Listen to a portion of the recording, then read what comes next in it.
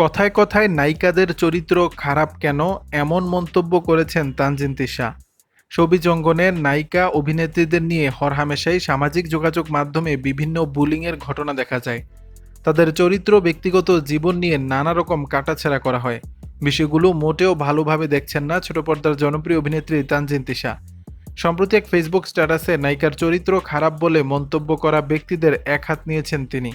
স্ট্যাটাসের শুরুতেই তিশা লিখেছেন, কথায় কথায় নায়িকাদের চরিত্র খারাপ কেন।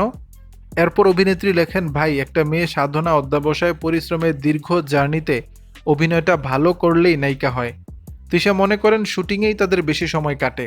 সেটা উল্লেখ করে বলেন, আমরা পরিবারের চেয়ে লাইট, ক্যামেরা, অ্যাকশন সংশ্লিষ্ট মানুষদের সাথে বেশি সময় কাটাই।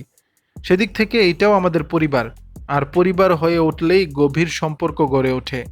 তবুও অভিনেত্রীর আক্ষেপ, যেখানে সম্পর্ক আছে সেখানে ভুল বোঝাবুঝি আছে। আমার মা বাবা ভাই বোনদের সাথেও ভুল বোঝাবুঝি হয়। কই, তারা তো চরিত্র নিয়ে প্রশ্ন তোলে না।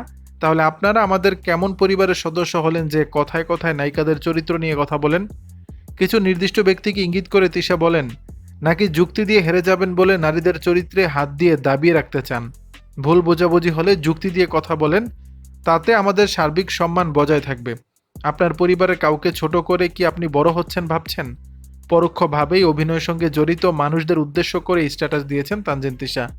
যদিও পুরো স্ট্যাটাসে কোথাও কারো নাম উল্লেখ করেননি তিনি। দর্শক, বিষয়টি নিয়ে আপনাদের মতামত জানাবেন নিচের কমেন্ট বক্সে।